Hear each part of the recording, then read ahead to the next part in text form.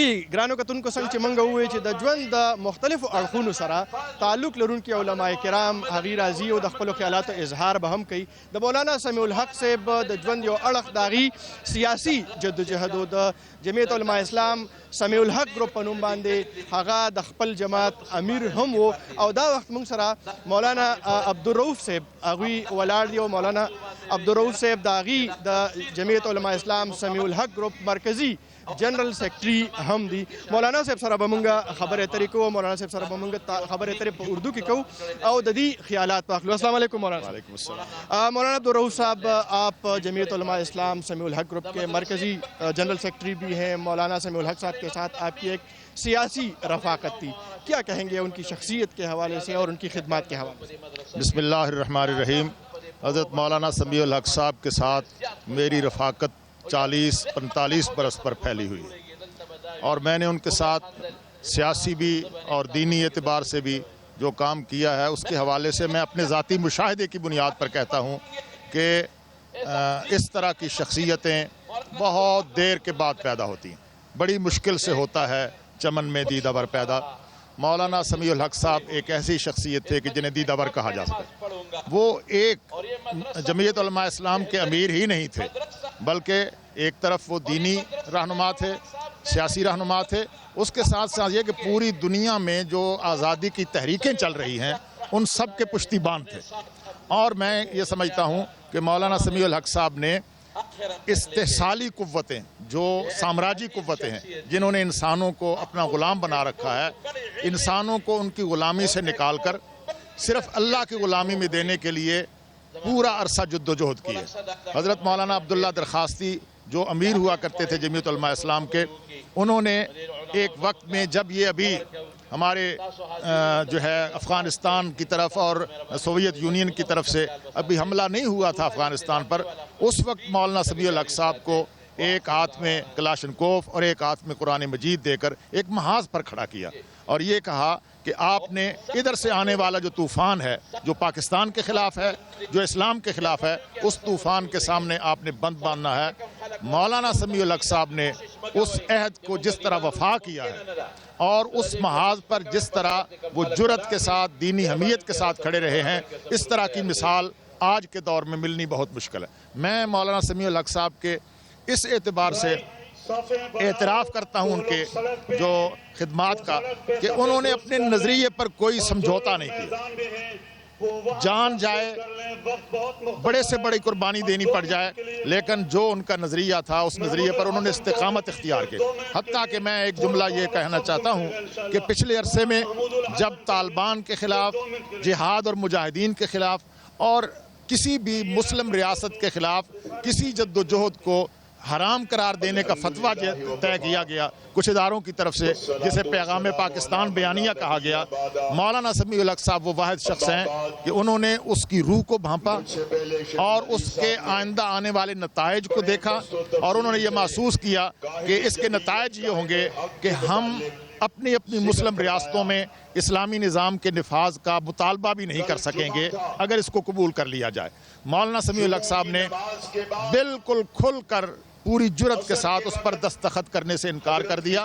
جب بہت سے لوگوں نے دستخط کیے ہیں، کسی نے بندوق کی نوک پر، کسی نے کسی مفاد کو سامنے رکھتے ہوئے، مولانا سمیع الحق صاحب نے اس سب کچھ کو رد کیا اور یہ کہا کہ میں اس پر دستخط کرنے کے لیے تیار نہیں ہوں. یہ وہ ایک عمل ہے اور وہ کردار ہے جس کی بنیاد پر آنے والی نسلیں مولانا سمیع الحق صاحب کو خراج تحسین پیش کرتی رہیں گی. بہت بہت شکریہ مولانا عبدالرؤف صاحب. جمعیت علماء اسلام سمیع الحق گروپ مرکزی جنرل سیکرٹری هغوی د خپلو خیالاتو اظهار کو. د مختلفو سیاسي جماعتونو سره وابسته شخصیات را روان دي، هغوی سره به هم خبرې کوو. جی ګرانو کتونکو، څنګه چې موږ ووایو چې د مولانا سمیع الحق صاحب د ژوند مختلف اړخونه دي، هغه استاذ هم و، هغه صحافي هم و، هغه سیاسي شخصیت هم و، هغه پارلیمنټیرین هم و، دغه شان هغه د دارالعلوم حقانیې محدث هم د احادیثو درس په ورکو او هم د دغه دارالحدیث د دارالعلوم حقانیه یو بل محدث چې هغه هم دغه ته درس کو نوموړی عالم دین شیخ الحدیث مولانا محمد ادریس صاحب موږ سره ولاړ دی هغوی سره خبرې کوو چې هغوی د مولانا صاحب د ژوند په دغه اړخ باندې موږ سره خبرې وکړي. مولانا صاحب ډېره مننه کوو تاسو موږ ته وخت راکړ. مولانا صاحب یو استاد هم یو محدث هم یو مدرس هم او تاسو د هغوی سره یو تعلق څه ګڼئ د یو استاد په حیثیت باندې او د محدث په حیثیت باندې د هغوی ژوند او شخصیت ته په کوم نظر ګورئ؟ ډېره مهرباني کاشف الدین صاحب، دا خو ډېره بهتره خبره تاسو دا تپوس وکړو. حضرت مولانا صاحب رحمت الله علیه یقینا د خپله زندګي ټوله په درس و تدریس کې تېره کړې ده. داسې وخت هم په هغه راغلی دی چې ته سیاسي جلسه به یې وه یا هلې ځلې به وې چې دی به ماښام راورسېد کلی به یې وواله او طالبان به ماښام درس ته لاړل. کله به ماسخوتن راورسېده داسې بعضې حالاتو کې ټلی به ووالی شو طالب علمان به لاړل او درس ته به کېناستل. دې وخت کې د زیر درس بخاري شریف جلد ثاني کې کتاب المغازي او ترمذی شریف کتاب الاطعمه، یعنی بخاری شریف او ترمذی شریف دی وخت راځي زیر درس او تقریبا په دارالحدیث کې 1400 طالب علمانو ته به درس کو. درس یو بهترین درس په دی وجو چې د دله خدای او عجیبه حافظه ورکړې وه. اوس یې د مولانا احمد علي لاهوري رحمت الله علیه سره د وخت تیر کړی دی، د هغه د تفسیر نکات د لیکلي دي او په هغې یې شروع کړې ده او تقریبا ما ته یې بل چهارشنبې په ورځ وې چې څه 4 سپارې پاتې دي، باقي تفسیر مکمل شوی دی. کاشف الدین صاحب تاسو بل په خپله رالی او تاسو یې پرې نه ښودی او درس لی بوتلی او درس کې کېنولی، نو درس باندې به هغه ته ډېر زیات سکون میلاوېده، ډېره خوشحالي به ورته میلاوېدله او ما ته ویره افسوس وخت رانه یو خوا بل خوا تېر شو. مولانا صاحب سیاسی وابستگی، سیاسی سرگرمی او د پارلیمنت سرگرمی او بیا درس و تدریس دا یو یعنی په یو ځای باندې دا دوره معاملات چلول، ځکه چې تاسو هم ایم پی ای پاتې او مدرس هم پاتې، ډېره ګرانه خبره نه وه د هغې منیج کوله؟ که زه دا ویم چې دا د عقل په بنیاد ډېره ګرانه وه، صرف د مولانا عبدالحق صاحب رحمت الله علیه دعاګانې او د خپل برکتو. یعنی سړی حیران شي یوازې دا نه د دې مدرسې اهتمام کول دا ډېر ګران کار دی. بیا جومات یو عظیم الشان جوړېږي، مدرسه جوړېږي، د هغې نظم و نقص سنبالول، بیا د دومره طلبا یې نظمونه سنبالول او تاسو ته پته چې په طلباو کې د هر سوچ او فکر خلک د دې یو عجیبه سوچ هم و، حالانکې تاسو ته پته ده چې یو سیاسي مزاج یې لرو او ځای په ځای به یې سیاسي جلسې کولې، خو ده به طالب علمانو ته وې چې ګورې زما سیاسي جلسې له به نه راځئ. دا د پابندي وه، حالانکې خلک غواړي خلک دا غواړي چې زما سیاسي جلسه دې وي او زما د سیاسي جلسه درنه شي او یقینا چې 3-4 زره کسان د مدرسه کې پاتې وو او دا جلسه به څونه درنې ده کې، لیکن دا خواهش طالبانو ته ما ته په خپله ویلي وي زما پېښور کې جلسه خو طالبان بند کا چې طالبان درنه رانه شي چې دوی خپل درس و تدریس کې مصروف پاتې. ډېره مننه کوو مولانا محمد ادریس صاحب، تاسو موږ سره خبرې اترې کولې د مولانا سمیع الحق صاحب د ژوند په هکله باندې او د هغوی د زندګۍ په هکله باندې. دا وخت د مسلم لیگ نون رهنما راجا ظفر الحق صاحب هغوی هم را رسیدلی دی او د هغوی سره به موږ خبرې کوو. راجا صاحب مولانا سمیع الحق صاحب کی زندگی کے حوالے سے آپ کا ان کے ساتھ ایک ذاتی تعلق بھی رہا، کیا جی ساری زندگی ان کی زندگی اسلام اور پاکستان کے لیے خدمت میں گزری ہے، ایک بہت بڑا نقصان ہے، پوری اسلامی دنیا کا نقصان ہے. جی بڑی مہربانی راجا ظفر الحق صاحب. جی ګرانو کتونکو راجا ظفر الحق صاحب هغوی د مولانا سمیع الحق صاحب د ژوند په هکله خبرې اترې کولې. جی ګرانو کتونکو د خیبر پښتونخوا گورنر صاحب شاه فرمان صاحب هغوی را رسیدلی دي جنازې دپاره او هغوی سره موږ خبرې اترې به کوو. شاه فرمان صاحب السلام علیکم. وعلیکم السلام. شاه فرمان صاحب مولانا سمیع الحق صاحب زموږ د دغه سیمې زموږ د پاکستان یو نوموړی سیاسي شخصیت هم او دیني رهنما هم و، څه وایې د واقعي حوالې سره ستاسو تاثرات او د هغوی د شخصیت او د خدماتو په هکله؟ دا نه صرف خیبر پختونخوا ته بلکې پاکستان ته مسلمانانو ته دا یو ډېر غټ نقصان دی او دا کمی به ډېره موده کې پوره کیږي. د هغه خدمات خاص کر د دین دپاره، د سیاست دپاره، د پاکستان دپاره د چا نه پټ نه دي او حقیقت دا دی چې موږ یو ډېر منفرد مذهبي او سیاسي لیډر نه محروم شو. د قوم ته چې په کم ټایم کې د قیادت ضرورت دی او د اسلام پر علا کې د کم قیادت ضرورت دی، نو دغسې لیډران موږ ته نور هم پکارو. ډېره د افسوس خبره ده په دې واقعه باندې موږ ډېر خفه یو او دا ډېر یو لوی ویکیوم جوړ شو او د دې سخت غندنه کو دا پاکستان ته د حکومت د یو ذمہوار په حیثیت باندې تاسو نه ګڼئ چې دا زموږ د سکیورټي ادارو ناکامي ده چې یو دومره اهم شخصیت هائی پروفائل شخصیت په کور کې ووژلی شي؟ په اسلام آباد شانت ښار کې چې داسې کار کیږي یقینا دا د غفلت خبره ده او د اسلام آباد ذمہ دارانو نه به پکار دي چې په دې خبره وشي چې د دې څه پروټیکټیو میئرز دي څه داسې اقدام اخیستی و چې یاره داسې لوی شخصیت ته تحفظ نه میلو. بهرحال موږ خو خپل کوشش کوو، ډېره د غم مو کنه د افسوس مو کنه انشاءالله دې نه چې لږ مونږ راوځو نو په دې خبرو به دغه کوو.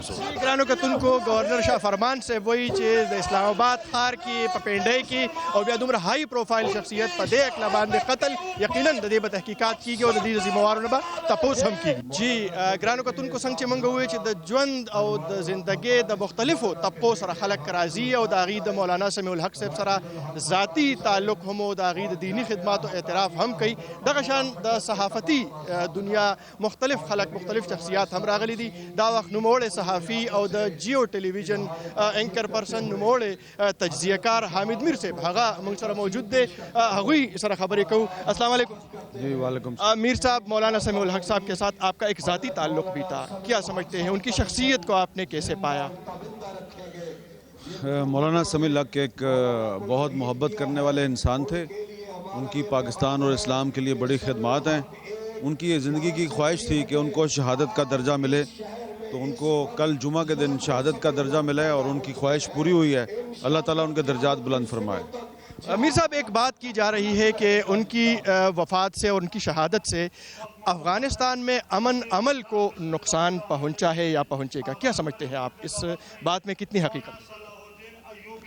افغانستان میں امن کا عمل جو ہے وہ جن لوگوں کے درمیان ہے یا جو لوگ چاہتے ہیں، مولانا سمیع الحق صاحب نے ہمیشہ ان کے ساتھ تعاون کیا تھا اور یہ ایک پیچیدہ مسئلہ ہے.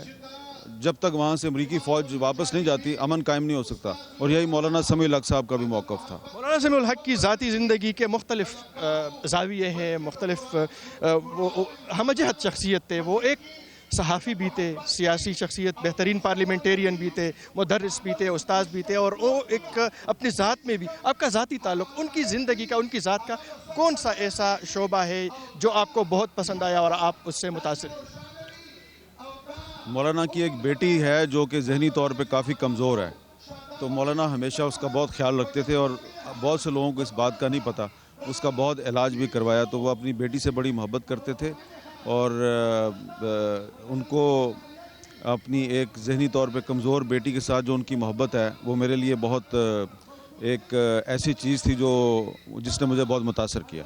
بہت بہت شکریہ حامد میر صاحب. جی ګرانو کتونکو، د حامد میر صاحب خبرې تاسو اورېدې او هغې د مولانا صاحب د شخصیت او د هغې د ذات او د هغې د کورني معاملاتو په هکله چې کوم انکشاف وکړو چې مولانا صاحب د خپلې یوې بچۍ چې هغه ذهني طور پسمانده وه، د هغې سره به یې ډېر زیات محبت کوو، ډېر زیات مینه به یې کوله. یقینا چې د هغې د ژوند مختلف اړخونه دي او موږ به دلته موجود دغه شخصیاتو سره په دغې اړخونو باندې خبرې اترې کوو. ګرانو کتونکو، یو وړه شان دمه اخلو او دمې نه وروسته چې واپس راځو دغه خبرې به جاري ساتو.